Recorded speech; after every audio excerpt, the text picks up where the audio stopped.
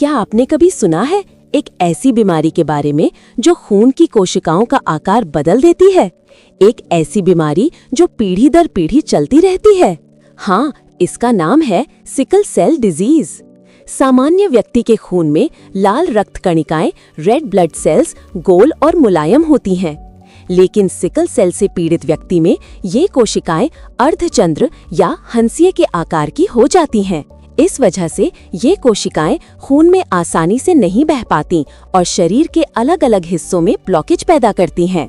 इस वजह से मरीज को भयानक दर्द होता है, जिसे सिकल सेल क्राइसिस कहा जाता है। ये दर्द हड्डियों, जोड़ों, पेट या सीने में हो सकता है और कई बार अस्पताल में भर्ती होने की नौबत आ जाती है। अब जानते हैं सिकल सेल बीमारी होती क्यों है। दरअसल ये बीमारी जेनेटिक होती है, यानी ये माता पिता से बच्चों में जीन के जरिए जाती है। अगर दोनों माता पिता के जीन में सिकल सेल ट्रेट मौजूद है तो बच्चे में बीमारी होने का खतरा बढ़ जाता है। सिकल सेल के कुछ आम लक्षण हैं, सिम्टम्स हैं। 1. बार बार बुखार और कमजोरी। 2. शरीर में दर्द या थकान। 3. सांस लेने में तकलीफ। 4. आँखों या त्वचा का पीला पड़ जाना, जॉन्डिस जैसे लक्षण। 5. बच्चों में विकास धीमा होना। सिकल सेल के मुख्य प्रकार। 1. SS टाइप रोगी। दोनों माता पिता से सिकल जीन मिलता है। ये बीमारी वाला टाइप है। व्यक्ति को दर्द, बुखार, अनीमिया होता है। 2. AS टाइप वाहक कैरियर। एक माता पिता से सिकल जीन मिलता है, खुद बीमार नहीं होता लेकिन आगे बच्चे को बीमारी दे सकता है। 3. AA टाइप सामान्य, कोई भी सिकल जीन नहीं होता, पूरी तरह स्वस्थ होता है। इस बीमारी का पूरी तरह इलाज फिलहाल मुश्किल है, लेकिन सही इलाज और नियमित जांच से मरीज सामान्य जीवन जी सकता है। इलाज में शामिल है 1. दर्द कम करने के लिए दवाइयाँ। 2. खून की जांच और ट्रांसफ्यूजन। 3. फॉलिक एसिड और हाइड्रोक्सी यूरिया जैसी दवाएं और गंभीर मामलों में बोन मैरो ट्रांसप्लांट। अब समझते हैं सबसे जरूरी बात। अगर माँ और पिता दोनों सिकल सेल ट्रेट के वाहक हों तो बच्चे में 25% संभावना होती है कि बच्चा पूरी तरह स्वस्थ होगा।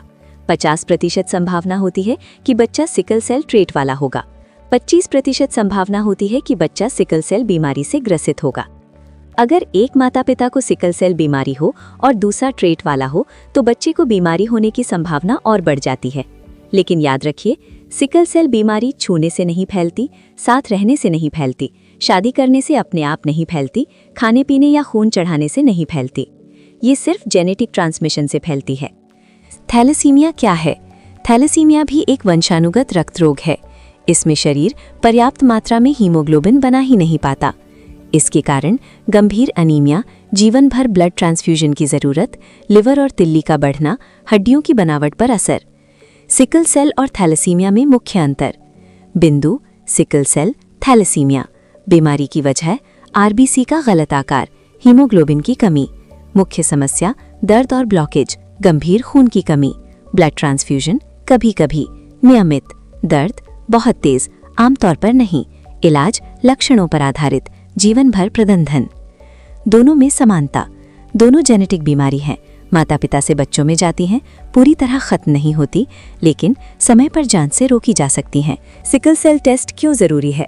सबसे खतरनाक बात यह है कि सिकल सेल के लक्षण शुरुआत में साफ दिखाई नहीं देते। बिना जांच के माता पिता को तब पता चलता है जब बीमारी काफी बढ़ चुकी होती है। इसलिए सिकल सेल टेस्ट जरूरी नहीं बल्कि अनिवार्य है।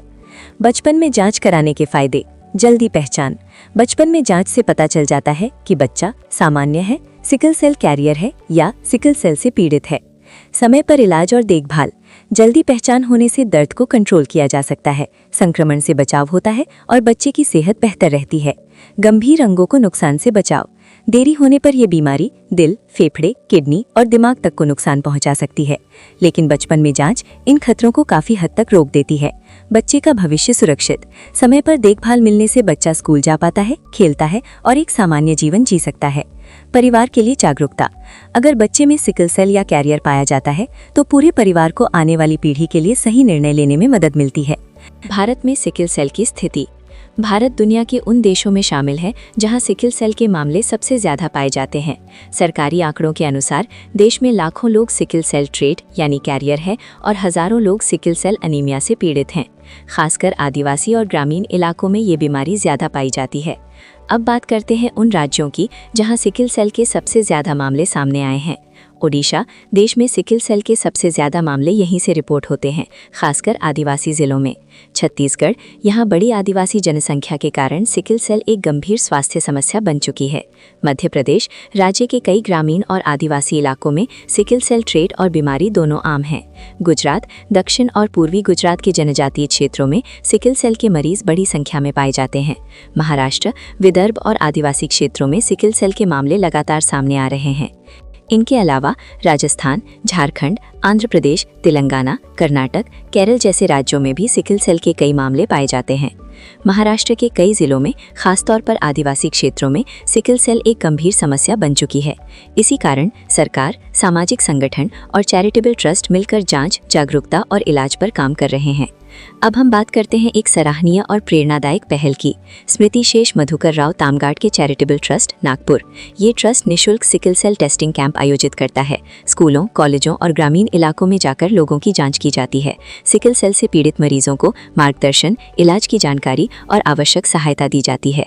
इस ट्रस्ट का उद्देश्य है कोई भी व्यक्ति जानकारी और जांच के अभाव में पीड़ित न रहे। ये ट्रस्ट सिकल सेल के प्रति जागरूकता फैलाने और जिंदगियां बचाने का काम कर रहा है। जागरूकता क्यों जरूरी है? सिकल सेल का समय पर पता चल जाए, शादी से पहले जांच हो और सही सलाह मिले तो इस बीमारी को काफी हद तक रोका और संभाला जा सकता है।